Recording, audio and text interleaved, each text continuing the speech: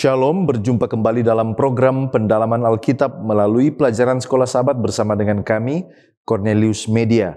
Kami senang boleh mendengar begitu banyak feedback yang positif, di mana banyak yang telah diberkati lewat program ini. Kembali kami mengingatkan untuk mempersiapkan diri dengan telah mempelajari pelajaran Sekolah Sabat di tempat kita masing-masing. Kita sudah tiba di pelajaran yang ke-10 dengan tema Hari-Hari Terakhir. Saya Pendeta Edward Taliwongso ditemani oleh Pendeta Felix Gosal dan juga Pendeta Widodo Purwanto. Mari kita berdoa untuk mempelajari firman Tuhan. Bapa Tuhan kami, Allah yang Maha Baik, kami bersyukur untuk kasih setia-Mu. Saat ini ketika kami mau mempelajari firman-Mu, terangilah hati dan pikiran kami agar kami mengerti apa yang akan kami baca, pelajari bersama-sama. Di dalam nama Yesus kami sudah berdoa. Amin. Kembali lagi kami mengingatkan ada 4 bagian di dalam program ini. Yang pertama dasar Alkitabiah, pelajaran sepanjang pekan ini. Yang kedua kita akan mencoba menggali makna dari ayat inti. Yang ketiga pertanyaan yang muncul dari pelajaran hari per hari. Dan di bagian akhir kita tiba kepada aplikasi. Mari kita lihat dasar Alkitabiah. Markus 12 ayat 41 sampai 44. Yesus memuji seorang janda miskin yang memberi 2 peser karena dia memberikan segala yang dia miliki. Berbeda dengan orang-orang kaya yang hanya memberikan dari kelebihan mereka. Markus 13 ayat 1 sampai 32. Yesus meramalkan kehancuran bait suci dan berbicara tentang tanda-tanda akhir zaman, termasuk bencana alam, penganiayaan dan kedatangan Anak Manusia. Daniel 9 ayat 24 sampai 27.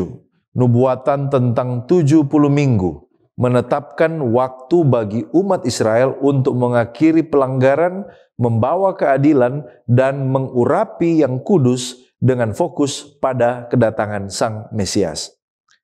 Di Daniel 7 ayat 25, Antikristus berbicara menentang yang maha tinggi, menindas orang-orang kudus dan berusaha mengubah hukum serta waktu. Tetapi kekuasaannya hanya sementara hingga rencana Allah digenapi.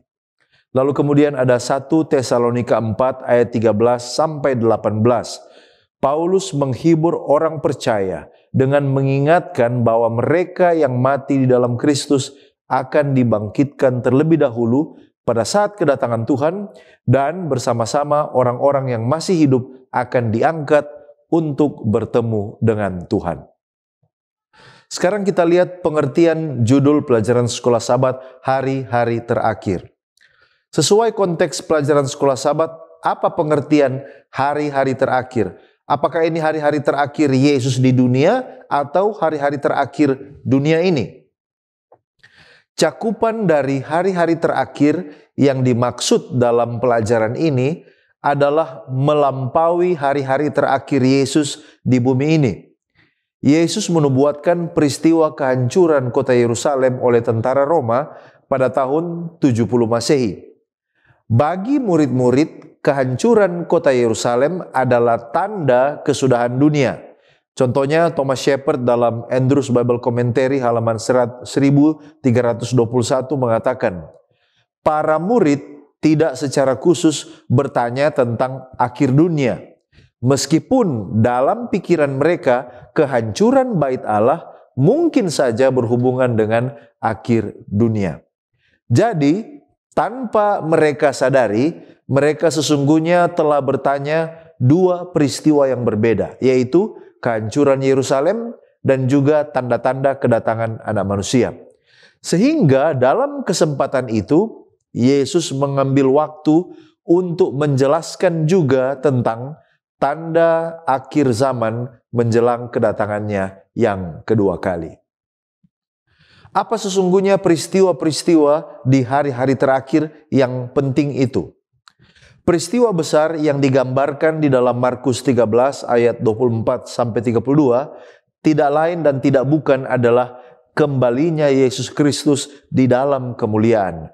Dan ini didahului dengan beberapa hal seperti tanda-tanda pada matahari, pada bulan, bintang, masa kesukaran bagi umat Allah, lalu kemudian penyelamatan oleh Allah dengan mengumpulkan umat-umat pilihan dari seluruh penjuru bumi untuk diselamatkan.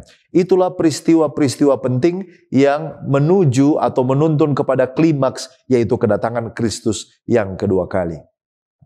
Apa kira-kira peristiwa akhir dari hari-hari terakhir yang disebutkan tadi? Rasul Paulus menggambarkan secara rinci puncaknya adalah di dalam 1 Tesalonika 4 ayat 13 sampai 18, di mana Rasul Paulus berbicara tentang mereka yang telah meninggal di dalam Kristus akan dibangkitkan dan diangkat bersama orang-orang kudus yang hidup untuk bertemu Kristus di angkasa.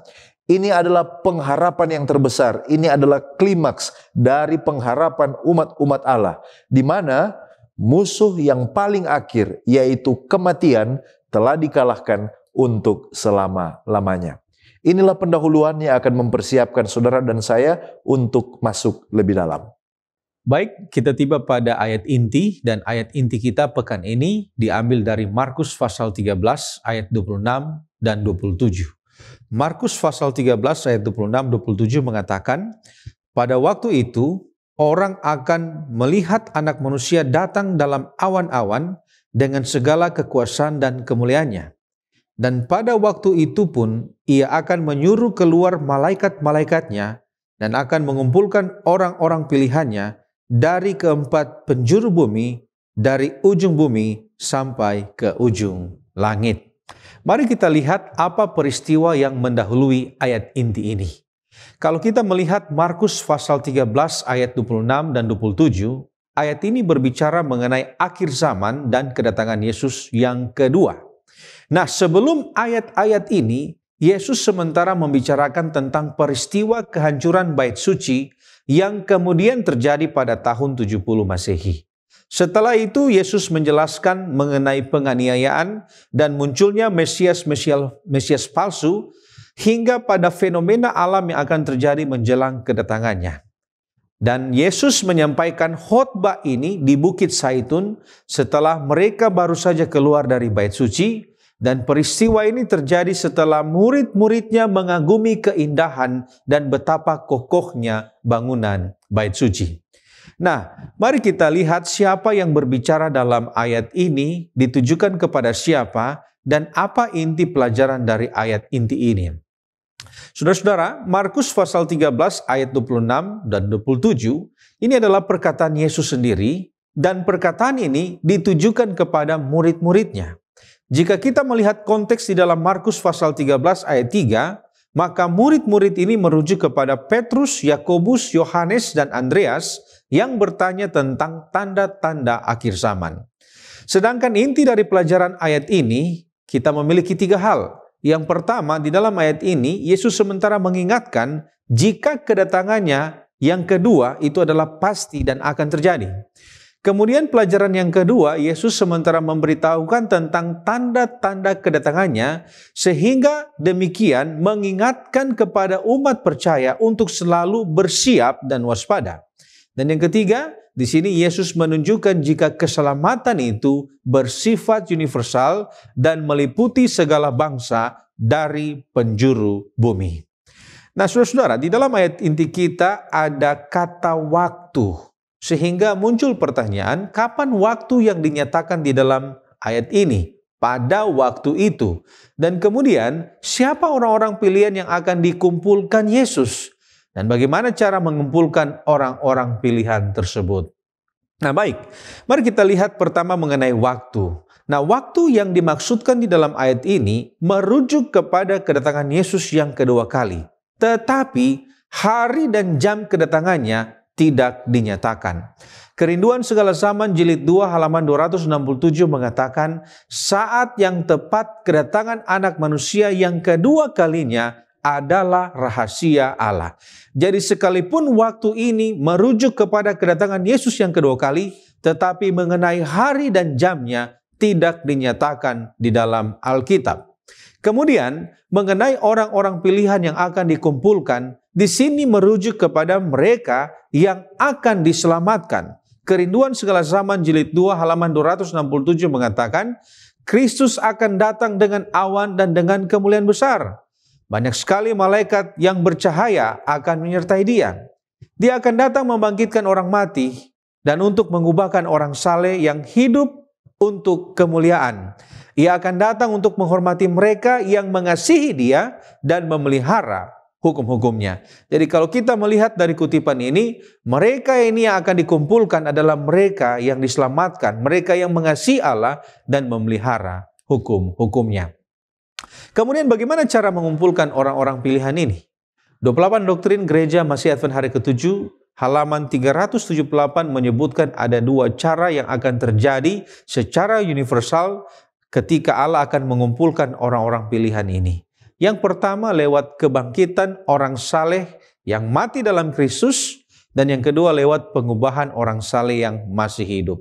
Kalau kita membaca di dalam halaman 379, di sana 28 Doktrin Gereja Masih Advent Hari ke-7 mengatakan, kebangkitan yang pertama itu akan mempertemukan kembali mereka yang berkabung pada saat perpisahan dahulu.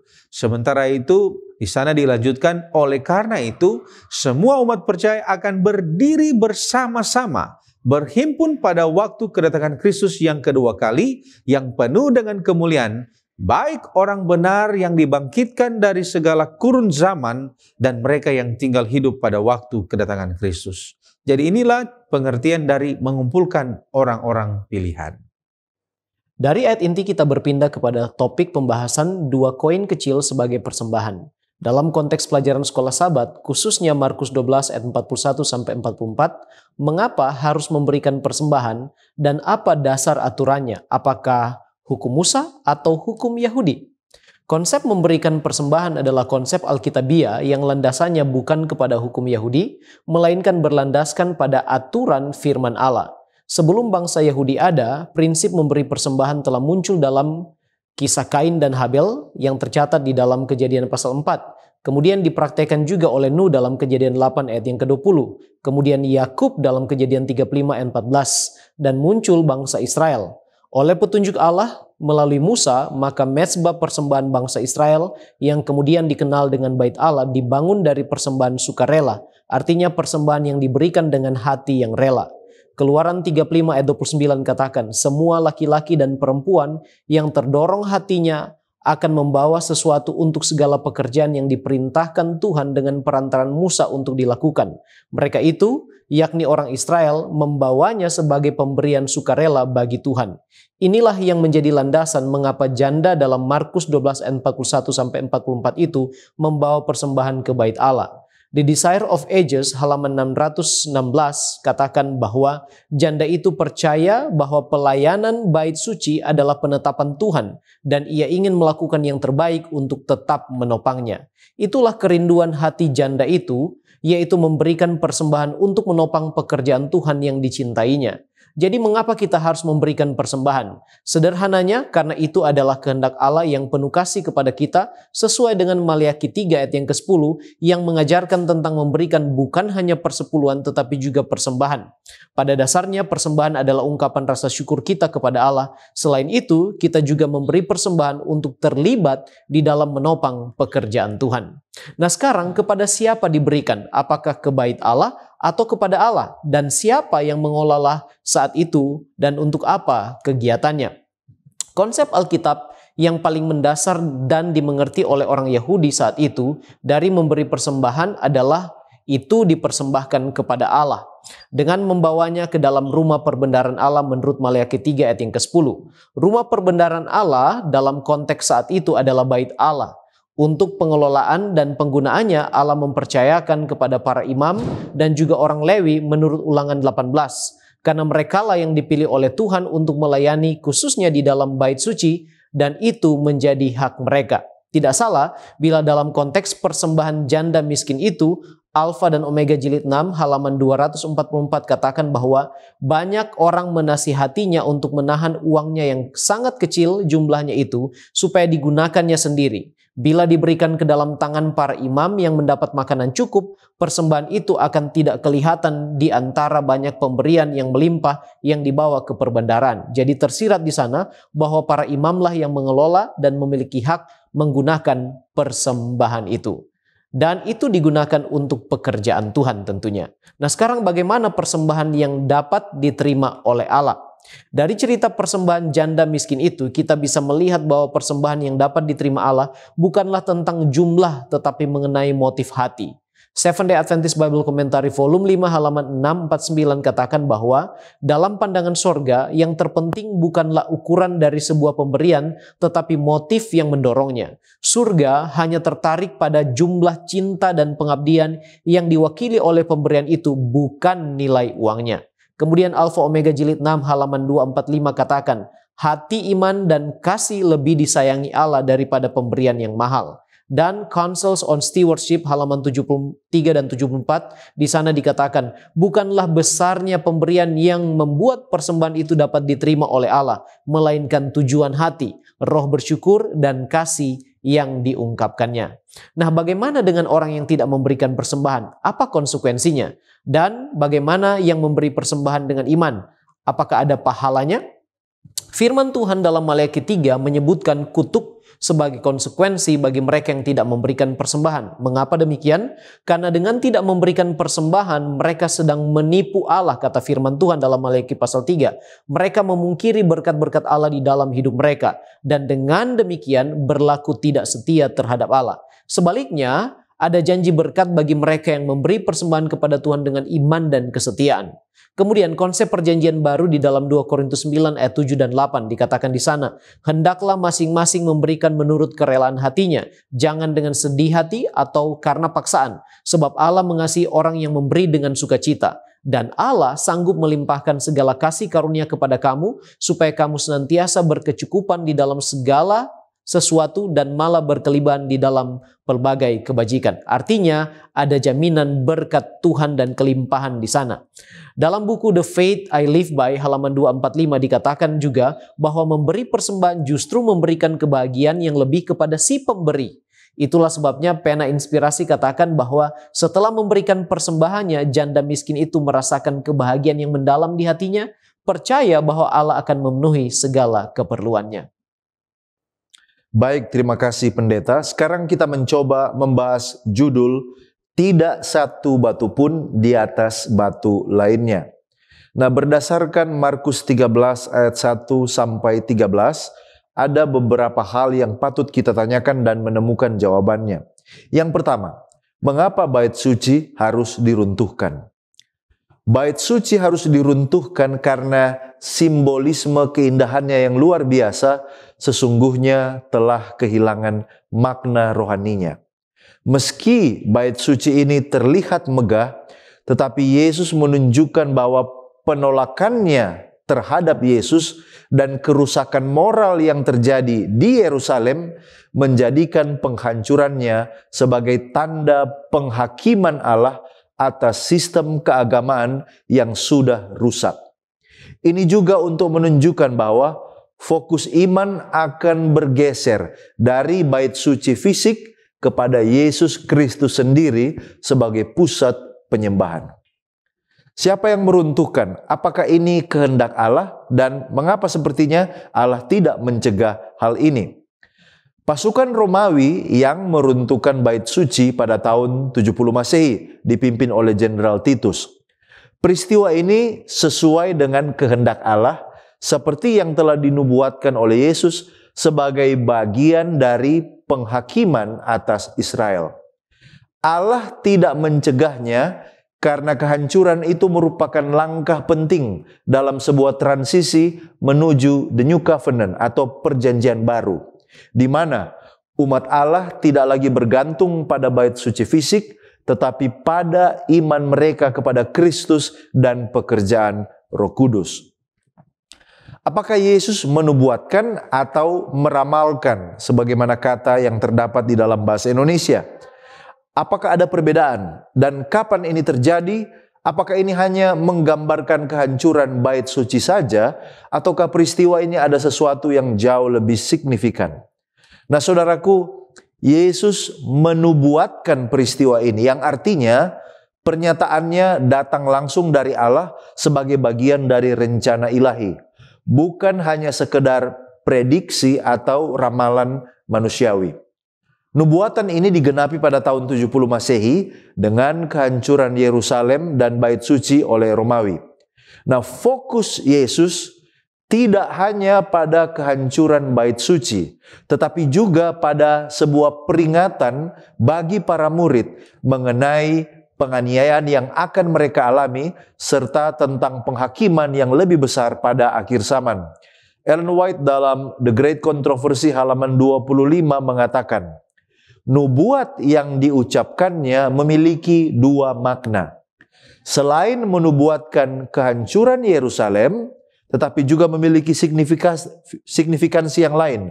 Nubuat ini juga menubuatkan kengerian-kengerian yang akan terjadi pada hari besar yang terakhir.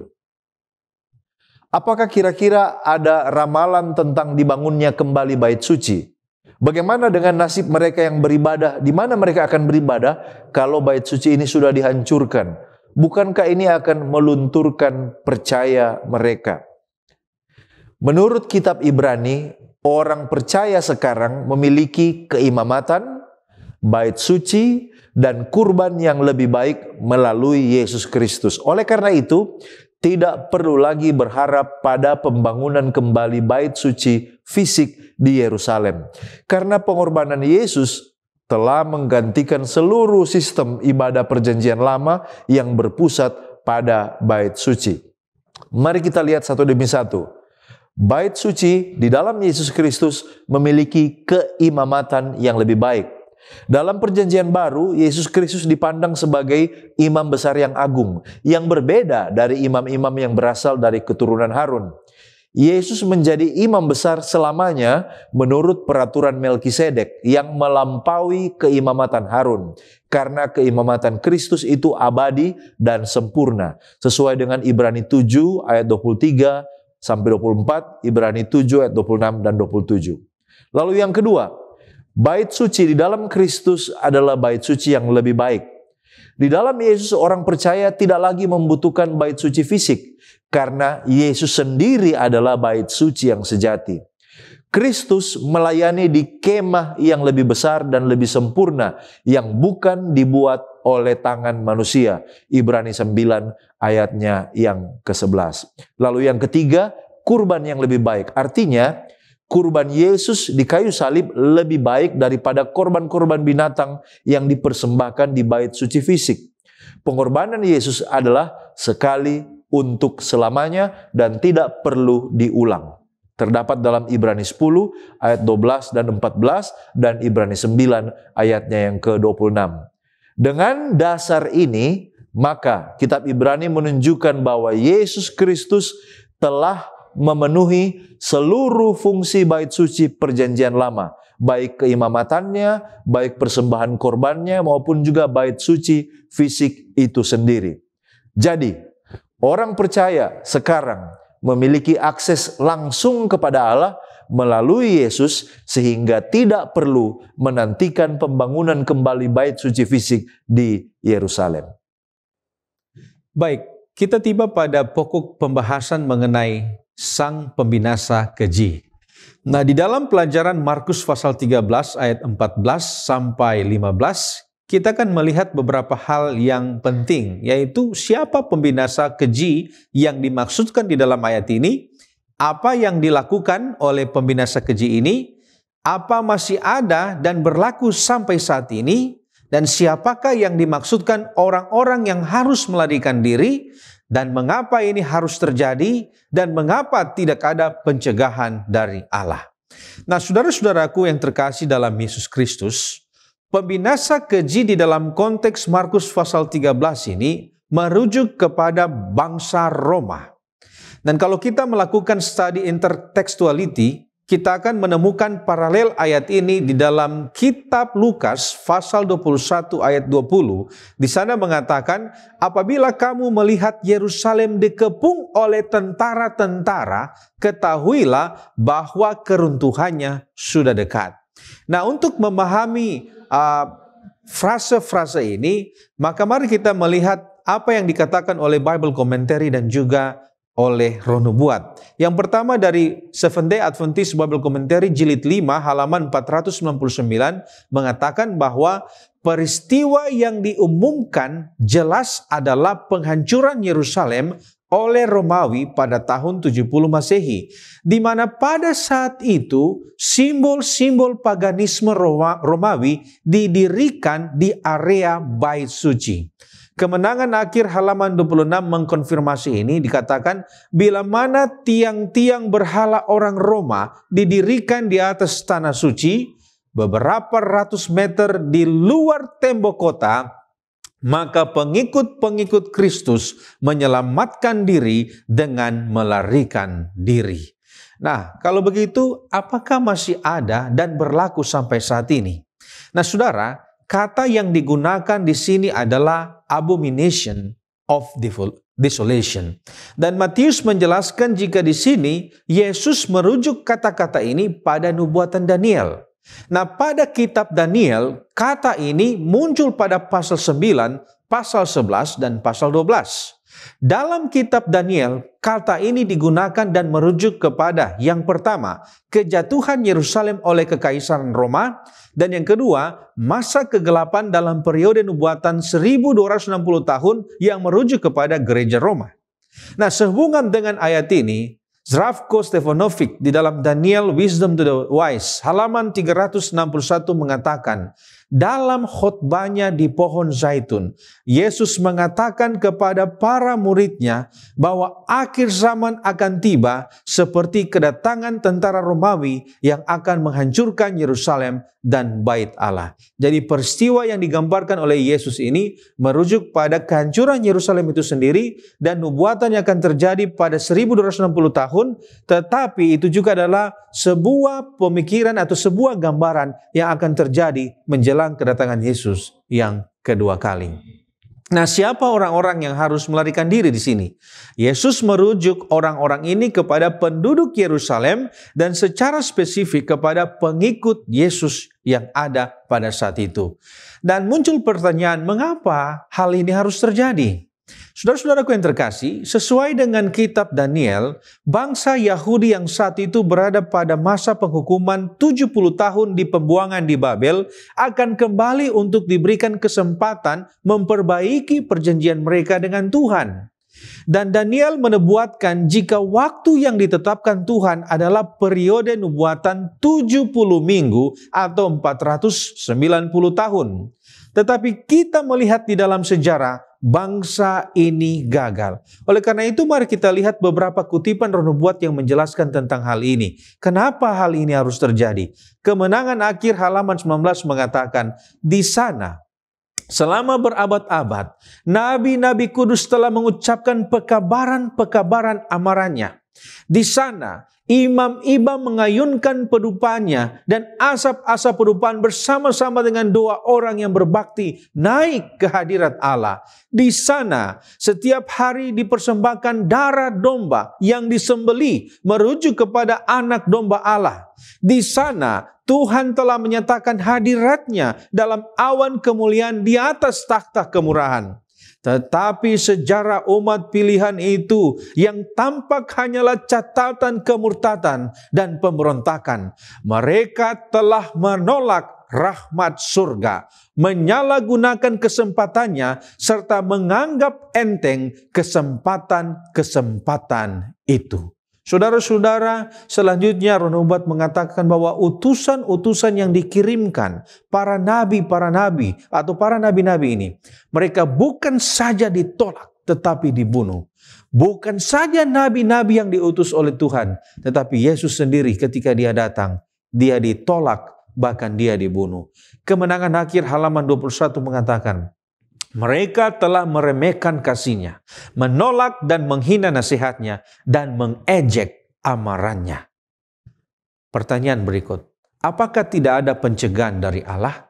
Saudara, nubuatan tentang kehancuran Yerusalem sudah diberikan oleh para nabi berabad abad lamanya. Yesus sendiri ketika dia melayani di sana, dia telah mempertegaskan tentang nubuatan ini 40 tahun sebelum hal itu terjadi di tahun 70 Masehi. Dan di dalam History of Jews, buku 13, di sana menjelaskan jika selama 7 tahun ada seorang yang terus-menerus menelusuri jalan-jalan kota Yerusalem, menyatakan malapetaka yang akan menimpa Yerusalem, tetapi orang itu dipenjarakan, dicambuk, dihukum dengan kejam, dan seruannya berhenti setelah dia dibunuh pada tahun 70. Kerinduan segala atau kemenangan akhir halaman 28 mengatakan, panjang sabar Allah atas Yerusalem hanya memastikan bahwa orang Yahudi itu tetap keras kepala, tidak mau mengakui dosa-dosa mereka. Allah tidak lagi melindungi mereka dan menarik kuasa pengendaliannya atas serangan setan dan malaikat-malaikatnya kepada mereka. Kemenangan akhir halaman 22 mengatakan, Kristus melihat Yerusalem sebagai suatu lambang dunia yang mengeraskan hati di dalam ketidakpercayaan dan pemberontakan dan bergerak cepat menuju penghakiman pembalasan Allah. Kemenangan akhir halaman 31 mengatakan, tak seorang Kristen pun yang binasa pada waktu Yerusalem dimusnahkan. Kristus telah mengamarkan murid-muridnya dan semua orang yang percaya pada firman-Nya memperhatikan tanda-tanda yang sudah dijanjikan.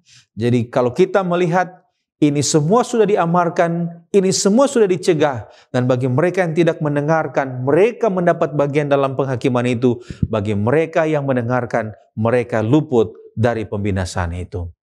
Nah, saudara-saudara, di dalam pelajaran Daniel pasal 9 ayat 26 sampai 27, ada beberapa hal yang menarik perhatian kita. Yang pertama, siapa yang diurapi di dalam ayat ini? Dan yang kedua, apa kuasa yang ada pada orang ini? Kapan ini terjadi dan apa inti pelajaran dari ayat-ayat ini? Nah, saudara-saudaraku, kata yang muncul di dalam ayat ini adalah Masiah, di mana diterjemahkan di dalam bahasa Inggris adalah Mesias. Nah, berbeda dengan terjemahan Indonesia yang menggunakan kata seorang yang diurapi. Tetapi arti dari keduanya adalah sama, oleh karena Mesias itu adalah seorang yang diurapi. Di mana kata ini memiliki sinonim di dalam Perjanjian Baru, yaitu Kristus, seorang yang diurapi. Jadi seorang yang diurapi ini adalah Yesus itu sendiri. Nah, di dalam konteks nubuatan Daniel pasal 9, Mesias ini memiliki kuasa. Dan kuasanya itu dinyatakan dengan beberapa cara, paling sedikit ada 3. Yang pertama, penebusan dosa, di mana Mesias ini disingkirkan dari di dalam penggenapan, yaitu ketika dia disalibkan dan dia menjadi tebusan dosa bagi umat manusia. Itu yang pertama. Yang kedua, di sini Yesus menjadi penggenapan nubuatan. Kematian Yesus ini kemudian menghentikan upacara korban, di mana Yesus sendiri adalah penggenapan dari semua upacara-upacara yang ada di dalam bait suci.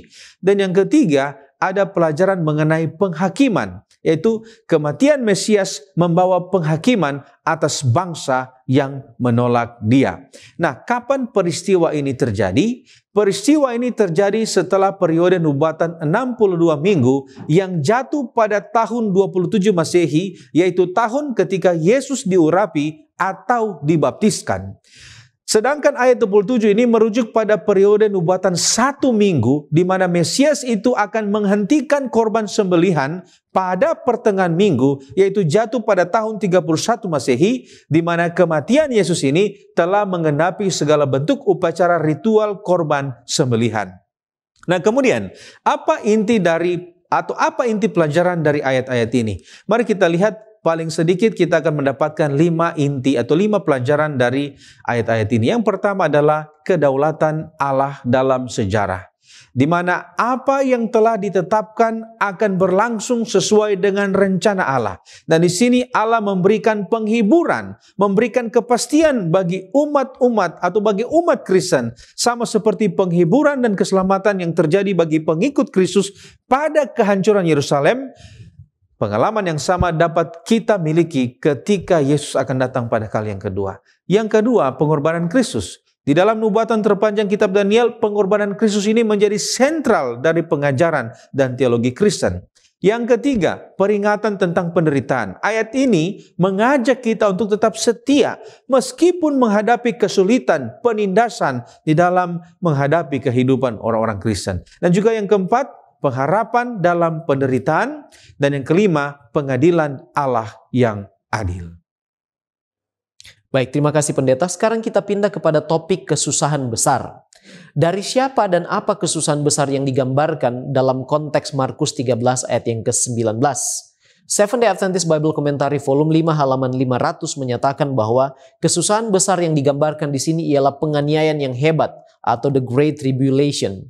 Bagi murid-murid Yesus dan para pengikutnya, penganiayaan itu dimulai oleh para pemimpin Yahudi dan itu terbukti di dalam kitab Kisah Para Rasul.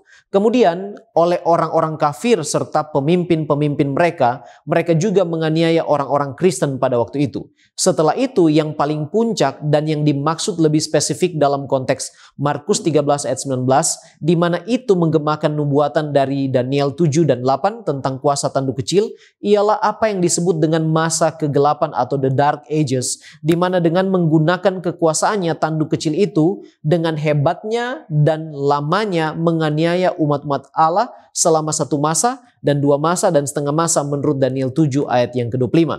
Nah, kapan kesusahan tersebut dan apakah akan berlaku kembali? Catatan sejarah mengungkap bahwa masa kegelapan atau kesusahan besar ini dimulai dari tahun 538 Masehi, tahun di mana kepausan memperoleh supremasi kekuasaan yang absolut melalui upaya Justinian. Dan penganiayaan yang hebat itu berlangsung sampai tahun 1798, di mana Napoleon Bonaparte melalui seorang jenderalnya yang bernama Berthier pada tanggal 20 Februari 1798 berhasil menangkap dan membawa Paus Pius VI ke penjara. Artinya kesusahan besar itu memakan waktu 1260 tahun sesuai dengan apa yang dinubuatkan, di mana umat-umat Allah akan mengalami penganiayaan yang sangat mengerikan. Apakah itu akan berlaku dan terjadi lagi?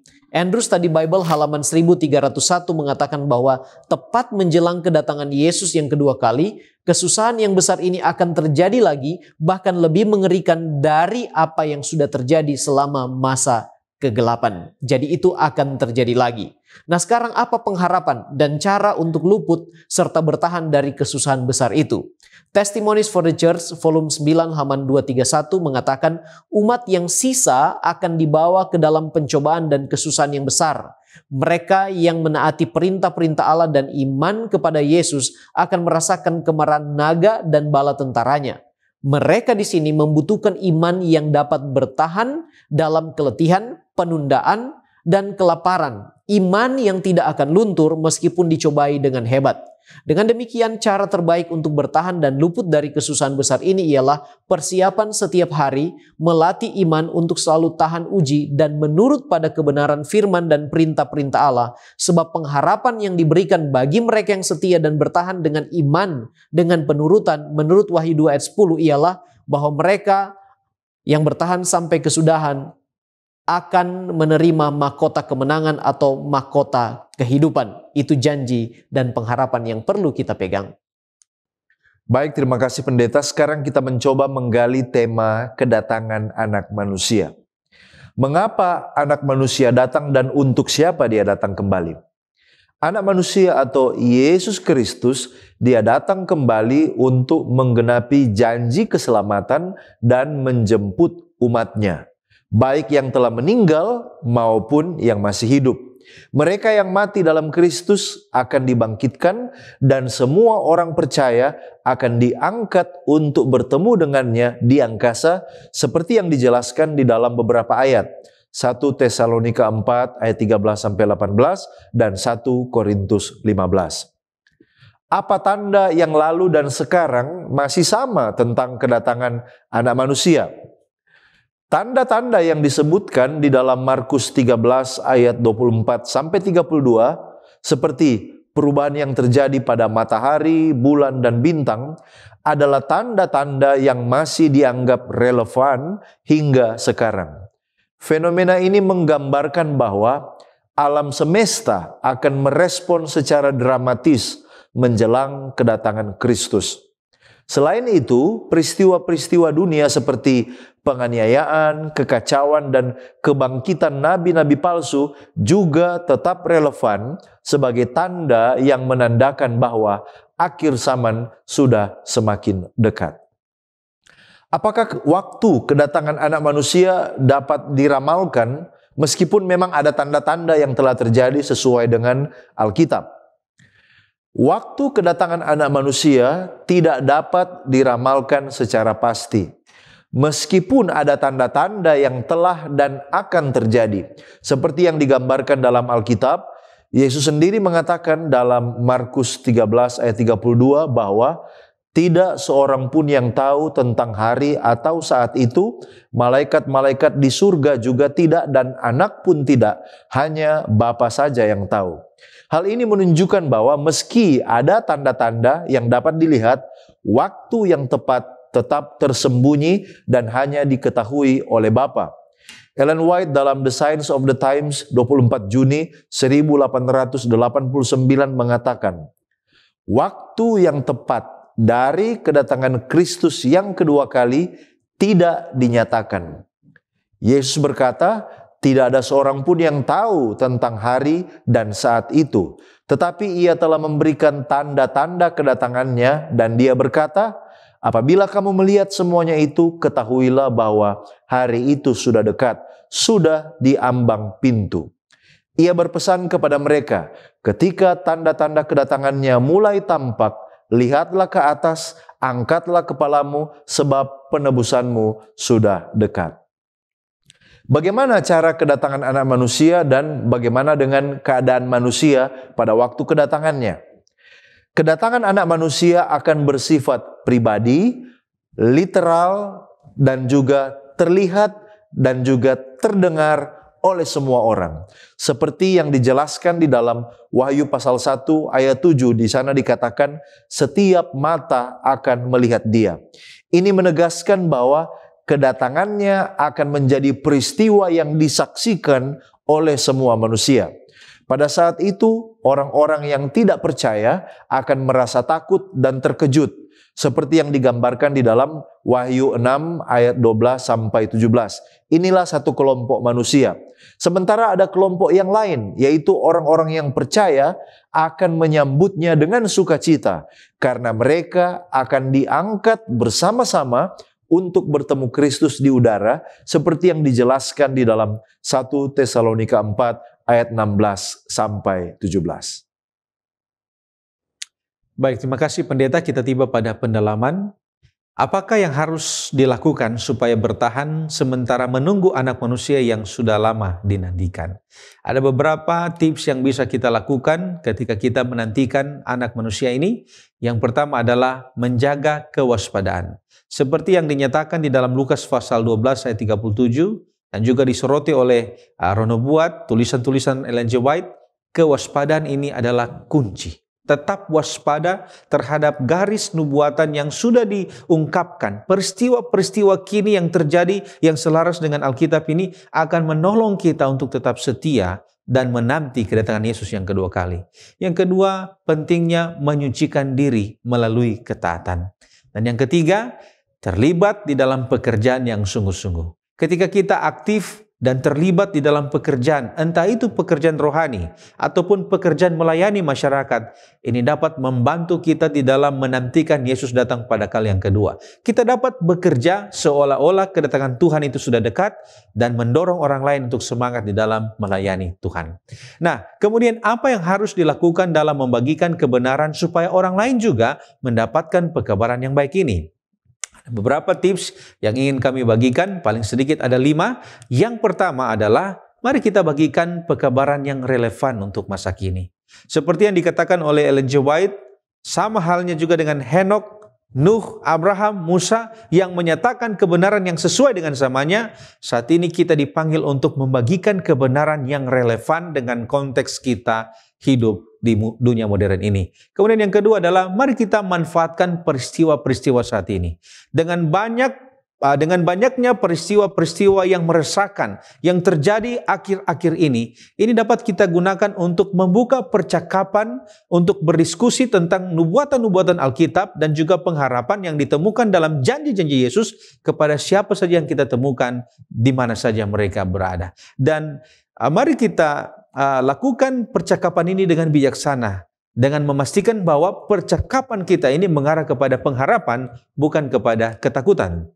Kemudian yang ketiga, kita bisa bagikan literatur. Mari kita bagikan buku-buku, artikel, bahan-bahan apa saja yang bisa dibaca sehingga banyak orang boleh memahami tentang peristiwa-peristiwa akhir zaman ini. Kemudian yang keempat, pentingnya kesaksian pribadi. Kesaksian pribadi ini menggambarkan pekerjaan Tuhan yang nyata di dalam kehidupan kita. Dan ini akan membuat konsep iman yang abstrak itu menjadi lebih nyata bagi orang banyak. Dan yang terakhir, yang kelima, mari terlibat di dalam kegiatan-kegiatan peduli kasih. Kebaikan dan pelayanan akan mendemonstrasikan kuasa Injil. Dan hal ini akan membuka banyak pintu hati orang kepada kebenaran Injil. Ya, sekarang kita tiba kepada penutup dan aplikasi. Mungkin kita bertanya, apa peran gereja supaya ekonomi anggota meningkat dan kemudian dapat memberi persembahan dan persepuluhan? Selain memberikan seminar dan mungkin pekabaran-pekabaran tentang bagaimana menjadi penata layan yang setia, gereja juga perlu mengupayakan beberapa peran. Contoh yang pertama, tentu secara sosial dan spiritual, kita sebagai gereja perlu memberi bantuan kepada mereka yang dalam kesulitan ekonomi. Itu langkah yang paling mendasar. Yang kedua, gereja perlu berperan dalam membantu anggota jemaat untuk mendapatkan pekerjaan. Hal ini sebenarnya telah diwujudkan dengan adanya institusi-institusi gereja seperti rumah sakit dan sekolah-sekolah yang menyerap tenaga kerja, lebih khusus lagi dari anggota-anggota jemaat. Itu dapat meningkatkan penghasilan dan ekonomi anggota. Yang ketiga, bila memungkinkan, gereja membantu dalam menciptakan lapangan pekerjaan berupa unit-unit usaha yang bisa dikelola oleh anggota jemaat yang tidak atau belum memiliki pekerjaan. Berikutnya, gereja mungkin bisa memotivasi mereka yang punya kelebihan finansial atau mungkin berada dalam posisi di suatu bidang usaha atau perusahaan untuk membantu mereka yang belum memiliki pekerjaan untuk mendapatkan pekerjaan atau mendapatkan penghasilan. Kemudian gereja juga perlu mendirikan pusat pelatihan dan motivasi bagi anggota-anggota jemaat untuk membantu mereka memiliki kemampuan dan keahlian tambahan untuk mereka boleh mendapatkan pekerjaan dan penghasilan. Dan mungkin yang terakhir, dengan pengaturan yang bijaksana, gereja juga bisa berperan menyediakan modal usaha kepada anggota-anggota jemaat supaya mereka boleh membangun usaha, mereka boleh mendapatkan penghasilan, mereka boleh memberi persembahan dan persepuluhan. Dengan demikian, ekonomi anggota meningkat dan mereka boleh menjadi penata layan yang setia. Nah, sekarang bagaimana sikap dan cara kita jika kita mengalami kesusahan baik itu secara rohani maupun secara jasmani? Dalam keadaan mengalami kesusahan baik rohani maupun jasmani, cara terbaik menyikapinya adalah dengan mengikuti undangan Yesus dalam Matius 11 ayat 18-20. Marilah kepadaku semua yang letih lesu dan berbeban berat, aku akan memberikan kelegaan kepadamu. Kemudian dia undang untuk memikul kuk dan kuknya ringan serta belajar daripadanya sebab ia rendah hati dan lemah lembut. Pantangannya adalah jangan pernah mengandalkan kekuatan, kemampuan, dan pemikiran diri sendiri. Melainkan kita harus mengandalkan Tuhan dalam keadaan mengalami kesulitan atau kesusahan baik rohani maupun jasmani. Maka sesuai dengan Yeremia 17 ayat 7, kita akan diberkati dan menurut Amsal 3 ayat 5-8, itulah yang akan menyembuhkan tubuh kita dan menyegarkan tulang-tulang kita. Mazmur 37 ayat 5 katakan, serahkanlah hidupmu kepada Tuhan dan percayalah kepadanya dan ia akan bertindak. Mari kita tunduk kepala dan kita satu dalam doa. Bapa kekal Allah kami yang bertahta di sorga, terima kasih sebab Engkau baik. Kau beri kami kesempatan untuk belajar daripadamu Tuhan. Dan kiranya apa yang telah kami pelajari dari firman-Mu, boleh kami mengerti, tertanam di dalam hati dan pikiran kami, dan oleh tuntunan Roh Kudus, kami mampu mengaplikasikan itu di dalam kehidupan kami sehari-hari. Ampuni kami manusia yang berdosa. Berkatilah kami semua ya Bapa, di dalam nama anak-Mu Yesus Kristus, kami sudah berdoa, haleluya, amin.